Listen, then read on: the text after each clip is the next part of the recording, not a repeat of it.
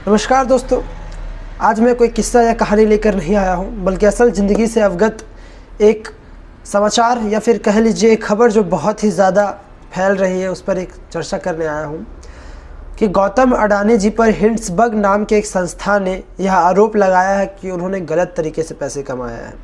गौतम अडानी जी अपने बच बचाव के लिए बहुत कुछ कर रहे हैं। हिंडसबर्ग संस्था पीछे नहीं हट रही है, वो भी आरोप पर आरोप लगाया जा रही है।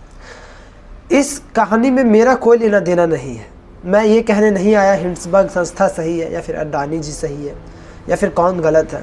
मैं किसी का समर्थन करने नहीं आया, बल्कि मैं बस यह कहना चाहता हूँ कि अगर गौतम अडानी जी ने गलत किया तो यह बात समझने लायक है कि गलत करने पर भारतवर्ष के सबसे धनवान व्यक्ति भी अपने पैसे खोकर वापस एक आम आदमी बन सकते हैं अगर उन्होंने गलत किया होगा तो।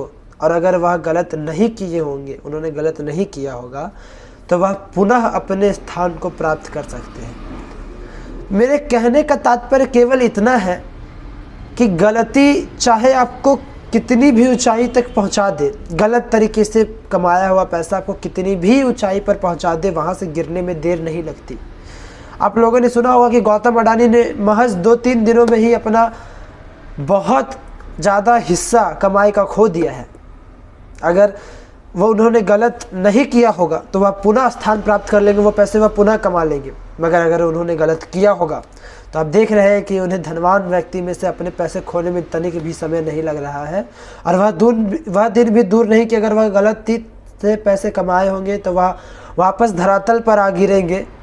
ऊंचाइयों पर जो वो छू रहे थे वापस धरातल पर आ गिरेंगे। इसलिए दोस्तों, कभी भी पैसे कमाने का कोई शॉर्टकट नहीं होता।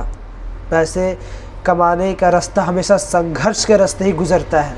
यह बात याद रखिएगा। बिना संघर्ष किए गलत तरीके से कमाया हुआ धन, पैसा कभी आपके पास नहीं रह सकता, कभी आपको सुख नहीं दे सकता। गौतम अडानी जी के सिलसिले में तो मैं नहीं जानता कि कौन सही और कौन गलत, मगर हर्षद मेहता जी का केस आप सब जानते होंगे कि वह गलत थे और आज उनको कोई नहीं जानता। वह महज एक किस्सा, एक केस बन के रह गया है, वरना धनवान व्यक्ति के रूप में उन्हें कोई नहीं जानता। इसलिए दोस्तों, हमेशा सही रूप में पैसा कमाइए।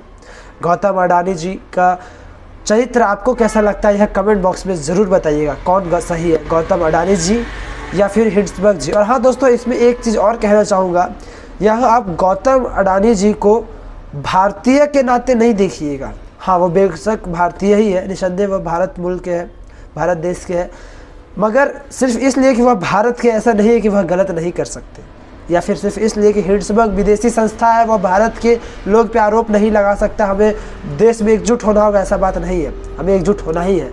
मगर यहाँ बात व्यक्तित्व की है, कौन व्यक्ति सही और कौन व्यक्ति गलत। इसीलिए इस केस पे अपने भी विचार रखिएगा कमेंट बॉक्स में। तब तक के लिए नमस्कार, जय हिंद।